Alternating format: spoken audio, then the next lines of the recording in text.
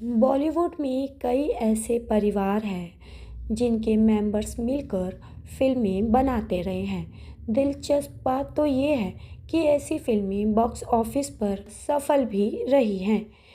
कुछ परिवार ऐसे भी हैं जिन्होंने ऐसी फिल्में बनाई जो हिंदी सिनेमा के इतिहास में कालजयी हो गई। इन फिल्मों की गिनती महान फिल्मों में गिनी जाती है।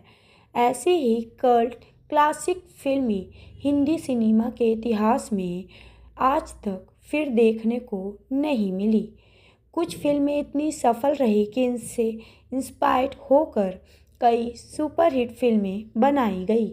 बॉलीवुड की ये फैमिली कौन सी थी, आइए जानते हैं इस वीडियो में। और वो कल्ट फिल्मों के बारे में। जी हाँ दोस्तों, ये कहानी उस फैमिली की है जिसने बॉलीवुड में 2 दशक तक राज किया। हिंदी सिनेमा को कई ऐतिहासिक फिल्में दी जो आज कल्ट क्लासिक मानी जाती है। इनमें से एक फिल्म तो हिंदी सिनेमा की सर्वकालिक महान फिल्मों में शामिल है। हम बात कर रहे हैं बॉलीवुड के पहले सुपरस्टार देवानंद और उनके भाई केतन आनंद, विजय आनंद की। जी हाँ, विजय आनंद को इंसाइक्लोपीडिया ऑफ सिनेमा भी कहा जाता है। उन्हें गोल्डी नाम से जाना जाता है, जो कि प्रसिद्ध भारतीय film director, producer, writer, editor और एक्टर थे। उन्होंने अपनी फिल्मों में गहरी मानवीय भावनाओं, मॉडर्न अप्रोच और स्टाइलिश सीन का एक अद्भुत मिश्रण दर्शकों के सामने पेश किया था।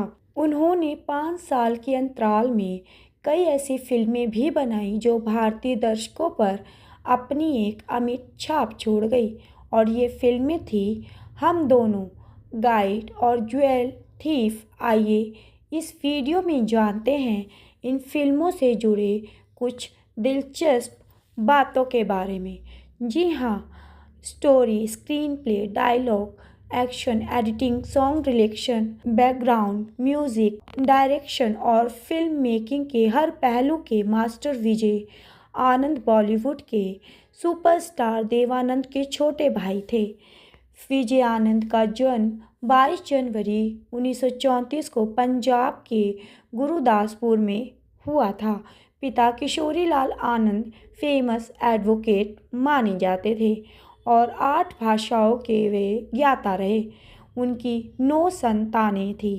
पहली पत्नी की मौत के बाद उन्होंने अपनी साली से दूसरी शादी रचाई। गोल्डी परिवार में सबसे छोटे थे। गोल्डी बचपन से ही अपने भाइयों को डायलॉग, स्क्रिप्ट लिखने में मदद किया करते थे। जब पढ़ाई कर रहे थे तो उन्होंने पहली फिल्म टैक्सी ड्राइवर लिखी थी।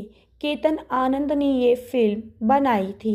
गोल्डी कभी फिल्म की शूटिंग पर नहीं आए, वो उन दिनों पढ़ाई कर रहे थे। जी हाँ, ये फिल्म सफल रही। आगे चलकर उन्होंने ऐसी फिल्में बनाई जिसकी बदौलत हिंदी सिनेमा हमेशा उनका आभारी रहेगा। आपको बता दें, देवानंद साहब ने 1950 की फिल्म अफसर से अपना बैनर नवकेतन फिल्म्स शुरू किया था। वे हर साल एक फिल्म अपने बैनर के लिए बनाते थे। 1960 में इसी बैनर की एक फिल्म काला बाजार आई थी।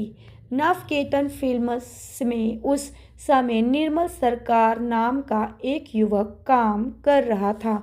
उसी की कहानी पर हम दोनों ने फिल्म बनाई और जो एक जैसे चेहरे वाले फौजी की थी। ये फिल्म 4 फरवरी 1961 को रिलीज़ हो गई। देवानंद ने गोल्डी से फिल्म डायरेक्ट करने को कहा, लेकिन उन्होंने साफ इनकार कर दिया। उन्होंने अपने दोस्त अमरजीत को डायरेक्टर बनाया, लेकिन असल में फिल्म को गोल्डी ने डायरेक्ट किया था। पूरी स्क्रिप्ट भी उन्होंने ही लिखी थी।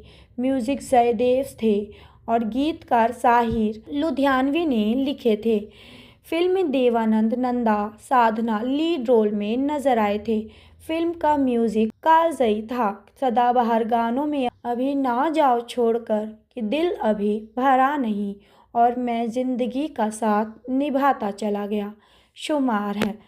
फिल्म की शूटिंग के दौरान देवानंद और गोल्डी में अनबन भी हुई थी। ये फिल्म आज भारतीय सिनेमा की कल्ट क्लासिक फिल्मों में शुमार मानी जाती है। ये इकलौती ऐसी फिल्म है जिसमें नंदा और साधना ने काम किया। 40 लाख के बजट में बनी इस फिल्म ने लगभग 80 लाख का नेट कलेक्शन किया था। ये एक हिट फिल्म भी साबित हुई थी। जी हाँ दोस्तों, इस लिस्ट में दूसरी क्लासिक फिल्म गाइड शामिल है, जो कि 2 अप्रैल 1965 को रिलीज़ हुई थी। देवानंद की 1961 की फिल्म हम दोनों बर्लिन फिल्म फेस्टिवल के लिए चुनी गई थी। यहाँ पर देवानंद की मुलाकात दुनिया भर के दिग्गज फिल्मकारों से हुई। बर्लिन में ही देवानंद ने R.K. नारायण की बुक गाइड खरीदी थी। गाइड बुक को साहित्य अकादमी का पुरस्कार पंडित जवाहरलाल नेहरू ने दिया था। गाइड बुक को पढ़ने के बाद देवानंद साहब ने उस पर फिल्म बनाने का फैसला किया। उन्होंने गोल्डी से उपन्यास पढ़ने के लिए कहा, लेकिन वो इंटरेस्टेड नहीं थे। गोल्डी ने नॉवेल पढ़ा, लेकिन उन्हें पसंद नहीं आया। ये फिल्म 2 भाषाओं इंग्लिश और हिंदी में बन रही थी। यूएस वर्जन के प्रोड्यूसर टेड डैनियल वस्की थे। गोल्डी को उनका रवैया कुछ खास पसंद नहीं आया। उन्होंने फिल्म छोड़ने का मन बना लिया था। जी हाँ, देवानंद गुस्सा हो गए और दोनों के बीच बातचीत बंद हो गई। देवानंद साहब ने ये फिल्म राज खोसला के साथ बनाने का प्लान बनाया, लेकिन वहीदा रहमान ने उनके साथ काम करने से साफ इनकार कर दिया। देवानंद ने बड़े भाई चेतन आनंद के साथ फिल्म बनाना शुरू किया, लेकिन बात नहीं बन पाई। थक हार कर देवानंद फिर से गोल्डी के पास ही आए। गोल्डी ने साफ साफ कहा कि टेड का रवैया मुझे पसंद नहीं है। वो अपनी फिल्म पहले बना ले, मैं हिंदी के लिए कुछ अलग से शूटिंग करूँगा, स्क्रिप्ट में भी बदलाव करूँगा, कुछ गाने भी फिल्म में रखूँगा।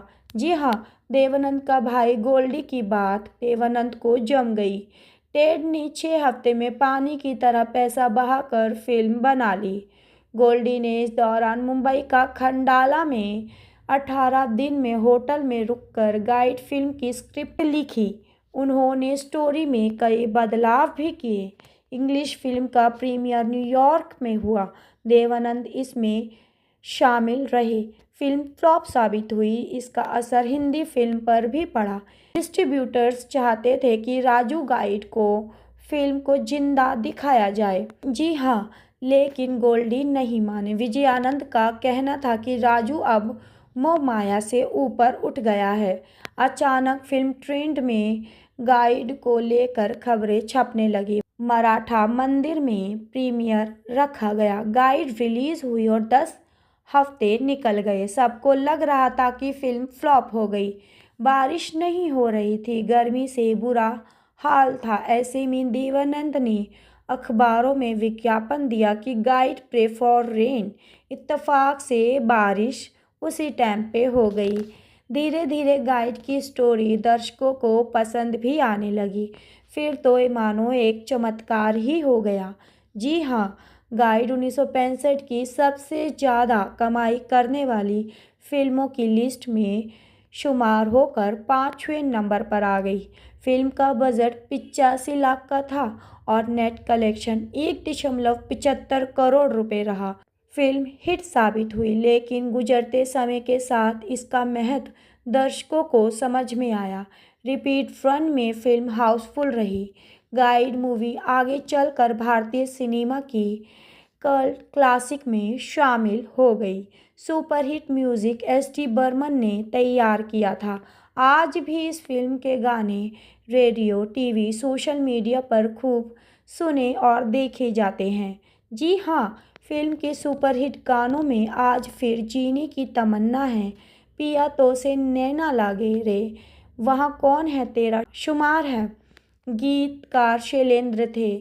14वें फिल्म फेयर अवार्ड में गाइड को 9 नॉमिनेशन मिले थे, जिनमें से ये फिल्म 7 अवार्ड जीतने में कामयाब रही और ये उस साल की सबसे ज़्यादा अवार्ड पाने वाली फिल्म बन गई। जी हाँ, गाइड फिल्म की अपार सफलता के बाद नवकेतन फिल्म्स की ओर से एक और फिल्म बनाई गई।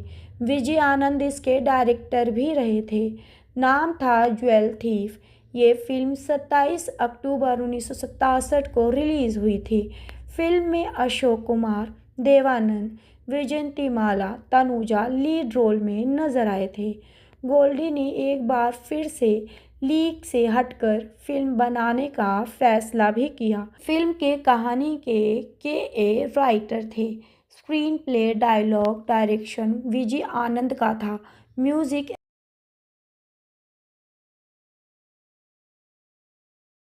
एस.डी. बर्मन ने दिया था। गीतकार शैलेंद्र मजरूह सुल्तानपुरी थे।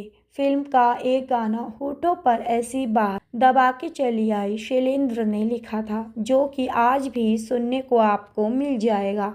इस फिल्म में लंबे समय बाद मोहम्मद रफ़ी, लता दीदी साथ में नजर आए थे।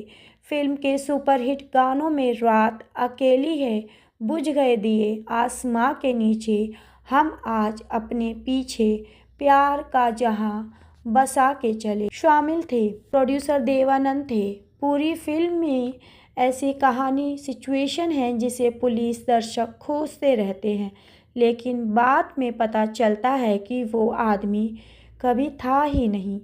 कहानी का मेन कैरेक्टर ही विलेन निकलता है। इस फिल्म में देवानंद ने एक खास तरह की कैप भी पहनी थी। फिल्म का बैकग्राउंड म्यूजिक आर.डी. बर्मन ने तैयार किया था। ज्वेल थीफ हिंदी सिनेमा की बेस्ट सस्पेंस थ्रिलर फिल्म में शामिल है। फिल्म 1967 की फिल्मों में फिल्म छठे नंबर पर आ गई थी। फिल्म अपने समय में बहुत आगे निकल चुकी थी। मैं अर्चना सिंघल, हमारे साथ तमाम खबरों के लिए बने रहें। धन्यवाद।